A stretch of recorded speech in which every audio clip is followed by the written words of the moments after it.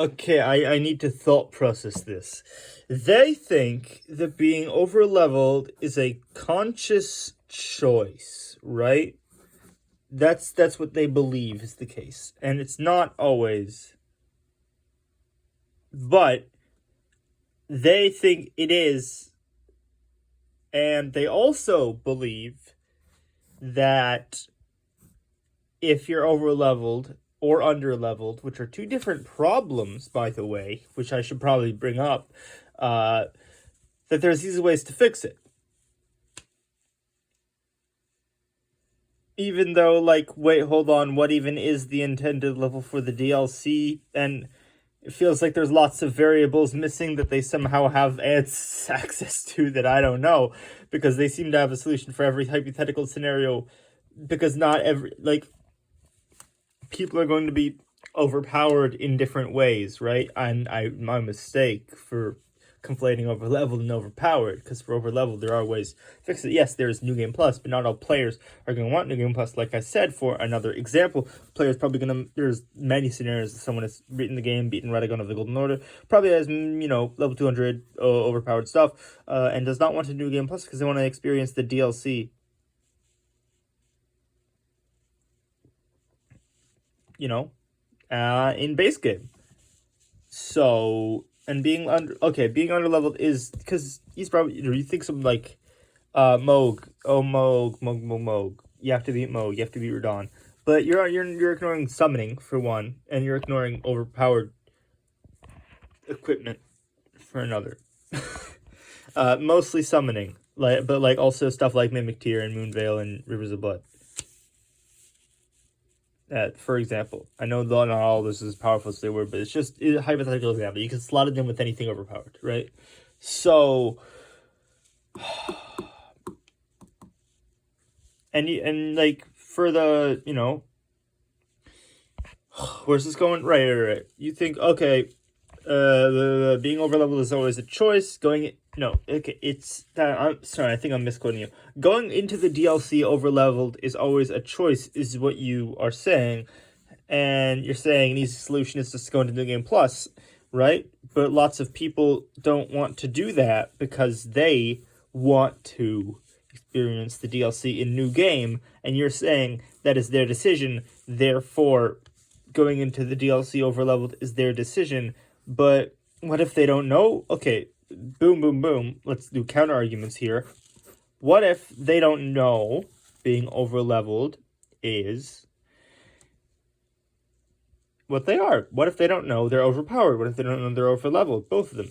What if they don't know? What if they don't know they're too powerful? And what if they don't know how bad New Game Plus is? What if they think, oh, it's way, what if they think the interval of which the difficulty increases is highly more than what it actually is? And then you would say, well, then just look it up, is what I'm predicting, right? But what if they want to be blind? What if they went through the whole game blind, and they want to be blind and don't want to get spoiled on absolutely anything at all? What is that? And then you would say that's also their choice, right? You'd say that's their choice. They are choosing to go into the DLC over level because they're choosing. Willful ignorance would be your argument, right? It's willful ignorance. But now we're going back to the if the game was only designed for people who want to, if the game is only designed for people who wish, if the game is only designed for people who play it in the most, what's the word, in the best experience possible for these people, right? Well, blind playthrough would be this. So what capacity? Is it an all or nothing deal? I don't understand really. So I guess, and like, what would you even define as over leveled and stuff? Like, you're questioning why they would add the mechanic, but they're adding the mechanic so that people don't steamroll their bosses, because it's for under leveled people too, right? The mechanic works both ways, as this in the interview, but it is very clearly more for people that are over leveled, right? So like, if you're level 200 whatever and you go into the DLC, well, lots of people are going to be doing that anyway, and you're going to say, oh, it's a choice. But like, it's not just a problem of like it was a problem of progression. It's not just, oh, they beat the game and now they're over level because they beat the game, and therefore in the DLC they're gonna be, you know, over level, so you need to make the system. It was also a problem in the base game. You know, you Fortisax is a good example. Something like that, right? Because, I mean, that's the problem with Ronnie's quest, because Ronnie's quest has the teleporter that skips Deep Root. But, like, you know, Morgoth, Malekith, these fights people are often over level for. I've never seen someone get to Malekith without Mimic Tear in their inventory at the very least. You have to work very hard to avoid that sort of thing, but that's another problem with Ronnie's quest. Let me, you know, Morgoth is actually a good example, because the game hypes up the capital as this place. Oh, you're not ready for here yet, you know, go somewhere else for the time being. But, like, it's not, you know, even if you head straight to the capital as your first thing on your first playthrough, right? Not assuming no prerequisite knowledge, you just head to the capital because you really want to go to the capital or whatever, right? Hypothetically or whatever, and whatever other reason you want, right? Then you go to him, then like what, level 70, level 100. He's still not a very. I mean, no, it's personal, but he's not.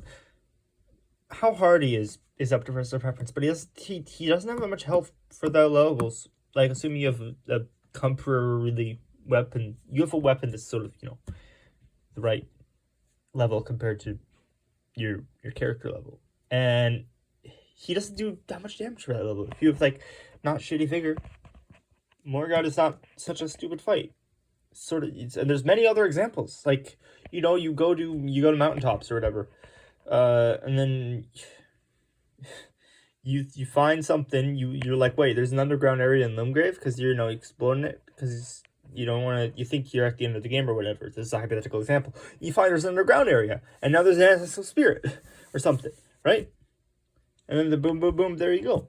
Or what if you beat Radahn, and now you're in the underground area, and now you go down the place, and you go down, and you go down, and you find Dragonkin Soldier, and you're like, whoa, what's this thing? And it then dies in, like, 6 hits, or whatever, because you're over level for it. Like, this happens, like, in Erdtree Avatars, and Catacombs, and, like, Everjail bosses. This happens lots of places. You know what? No, here's a really good example, actually. Weeping Peninsula, right?